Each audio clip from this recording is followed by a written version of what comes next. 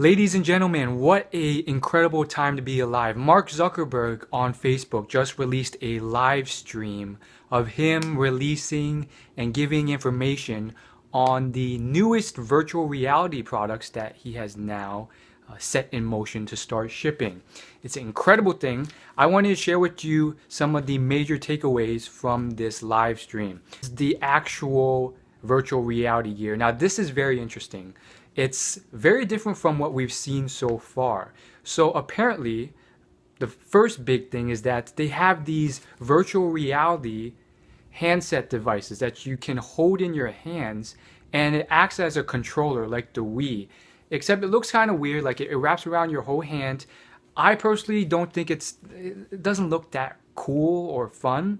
But you know, in time, I think whether we like it or not, the proper controller will come about. So if people hate it, Facebook or whoever else, a competitor, will change that, and eventually we'll get something that's really good for us. We'll see. I mean, it looks kind of clunky. The other big thing is that these virtual reality headsets have integrated headphones and microphones in them. They took out all the little delays and buffering, and it is almost instantaneous, and they wanted it to be that way because it is a very reactive thing. Like you're constantly moving your head, your body in virtual reality, and they want that to have instant feedback. And apparently it was a very, very difficult feat, and it was incredibly tough to do.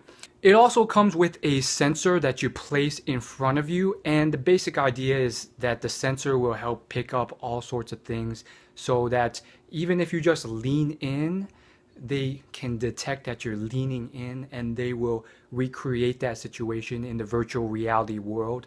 So that's very interesting, and of course it kind of implies that you will have to be around the sensor and within a certain area while you are experiencing that virtual reality scene, which doesn't seem to be a big deal now. I mean, a lot of gamers, as we've seen with the Wii Fit and DDR, I mean, they're not exactly that athletic, or they don't want to go outside that much. Some of them will, but most of them, you know, they don't mind just staying in one spot and exercising from there. This whole thing comes in two products. So they have the affordable entry-level version, which is a mobile VR set, and it costs $99. And how it works is it requires you to have a Samsung phone. So the point of it is that it's affordable, and since most people already have a phone, they could just plug it in and use that to power their virtual reality gear. Obviously, it's probably not the most ideal version because it's with a phone. And of course, the second product is the flagship version, which is the PC virtual reality headset we all know. Virtual reality will be really fun because it's realistic, and you can do a lot of things like that. It will actually seem like you're being eaten by dinosaurs, or riding a Bulbasaur or a Pikachu. Well, you can't really ride a Pikachu, or a Gyarados, in virtual reality. So this will be huge for Nintendo and a lot of other sources. And for some people, it's just going to be a fun experience. But it is a little bit worrying about where we draw the line for that minority group who escape the real world for maybe toxic or negative reasons, and how that will, you know, permeate. Of course, Facebook is already rolling out a slew of games, over 30 plus games, and they showed a demo reel of these games. And in the live stream, they made it clear that these are not mini games. These are fully immersive, complete, fully packaged games. Now, what does that mean? Is the campaign mode, is the story mode going to last a week, a month, a year to complete? How immersive are these things? But based off just the trailer, which I'm showing somewhere on my screen right now, it seems to be incredibly immersive and very exciting. And heck, even if it's not that great, which I think it might be, I mean, this is going to be huge. I mean, YouTube's going to explode, and who cares? Like, within a few years, there will be incredibly awesome games rolling out on this platform, whether it's from Nintendo, whether it's Grand Theft Auto, which is another, you know, scary thing for teenagers. But we'll see where it leads. I think it'll be very interesting, and that brings us to the next major point. Microsoft has been rolling out their own stuff, and all these technologies seem to be converging. What do I mean by that? This is incredibly interesting. Microsoft has just rolled out this demo reel of what they call this 3D virtual reality hologram video capturing experience. And that's a mouthful, but the basic idea behind it is as it sounds. It's like those holograms you see on Star Wars, but they're not white and blue or just two colors. They're actually fully colored. And basically, how it works is they have a few cameras around the room and they can spatially capture an entire area. And what this allows them to do, as they demonstrate in their demo reel, is you can be on the opposite side of the world, but with these cameras, you can capture the whole area, including yourself, and it records that.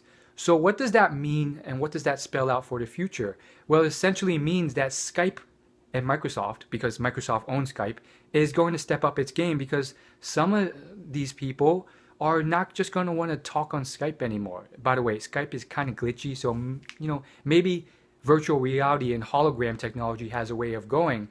But basically what's occurring here is you can literally talk to a hologram version of your friend, your family member, spatially recreated in front of you while you are wearing a virtual reality headset.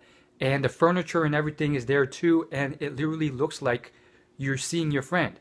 What's more crazy is that this whole experience is recorded and stored on a computer, so that if you ever want to revisit that spatial area in that video, you absolutely can, which is crazy.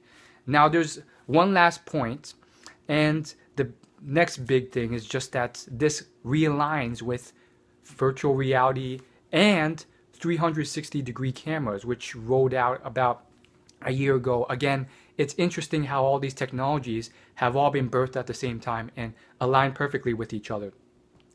And those are also at its very beginning, first model prototype stages. They've been fairly effective on YouTube, but the big issue is video quality, which is highly important, and they're having trouble getting it up to par right now. The video quality on 360 is horrible. However, it's fully functional and it's getting better and better. So what this all means is that I would say within 10 years, we're going to be seeing some really interesting developments. Who knows how long it'll take? Maybe it'll take 20 or 30. Projections are always kind of weird. And of course, 360-degree videos will be huge and very immersive and interesting. We're already seeing a ton of them roll out. In fact, I'll show a few here, and these have been released within the last few months just by fans, and you can already see how immersive they can be. These are literally fan-made virtual 360-degree videos, and it's just an incredible experience, and we're going to be seeing more of that. We're going to be seeing a lot more 360-degree virtual entertainment. Long story short though, all of it's in its very, very early stages. I wouldn't recommend you hop on or spend too much money initially, because it's kind of like the Wild West right now, and all these things are very much in their early stages. So give it a few years and all these technologies will be more advanced. Prices will start to stabilize, and more importantly, what you'll probably start seeing are certain winners rise out. I think technology, as you've seen in the mobile industry, it's been rapidly changing, and certain mobile phones like the Razr phone, at one point just a few years ago, they were dominating, and now, just like BlackBerry, they're out of the game. So it's a crazy field. You take one wrong turn and you're left behind with tech. So it's interesting to see who will be the winner in this field, which companies will dominate, which companies will succeed or form their own little niche in the hardware space or the video game space, just like Nintendo, like Microsoft with the Xbox, and with Sony with the PlayStation have done in the past video gaming sphere. I'm very interested to see how all of this plays out. He's made everything open source because he wants this to be a community where people collaborate and create the best virtual reality experience for everyone. That's interesting. I have realized that this is a growing field. Like it or not, this is a growing industry, and this will come about whether it's Facebook who's the forerunner or someone else. There's a huge demand for this, and gets you wondering, will this perhaps have negative effects? For instance, people who want to use it for porn. How will this affect the porn industry? More importantly, what about that subsection of gamers who literally escape into the world of gaming because they hate the real world? Will this virtual reality make it even more of a toxic thing for them where they're constantly escaping the real world for a virtual world? Those are issues that have not been addressed at all. In fact, from what I've seen from Mark Zuckerberg and other people, it seems like they're more focused on the complete opposite, which is how can we make this more of an experience so that you can't tell it apart from reality. So I'm interested to see where this goes. Like it or not, this industry will be here, whether we like it or not. And I guess it's up to different companies to draw the line on where they will stand in that, what's ethical for them, what advice that this brings, and what kind of dangers it brings. Of course, not all gamers are the type to be like this, although there are definitely people like this. There's some gamers like me, like PewDiePie, like Markiplier, Jacksepticeye, who they just love playing games because it's fun. But at some point, we will be seeing some crazy stuff, such as rather than using Skype or any of this stuff, we're going to be seeing kids and other family members who want to play video games, and they can just immediately, as soon as they put on their headset, be transported into a realistic world that's not really real, but it's virtual. And if they want to talk to their family member on the opposite side of the world, they can talk to them in real time using a virtual reality hologram spatially reconfigured in front of them. That's going to be incredible. And of course, what that also spells out for the YouTube and video community is that if you want to start 360-degree daily vlogging, as many vloggers who get millions of views per day and per week do, that could be a new thing. Maybe you can get into that niche and dominate. It's interesting to see how fast technology moves. In fact, 5 years ago, Mark Zuckerberg promised on Charlie Rose that he would never ever get into the video gaming space because it's very difficult. And yet now he is rolling out Oculus Rift with all these different video games attached. And so it's really crazy how that works. So basically back then they were talking about how they would never get into the field and acknowledging Zynga, which built a billion-dollar company off the back of Facebook with its Facebook integrated video games. And he just said it was very difficult, and that's why he would never get into the field, and his focus was connecting the world with Facebook. And yet now it's just very interesting to see how fast technology changes and how all of a sudden Mark is now really getting into the video gaming sphere. So of course I will leave a link somewhere to if you want to see the entire Mark Zuckerberg live stream of the Oculus Rift release. And thanks so much for watching. I'll see you next week.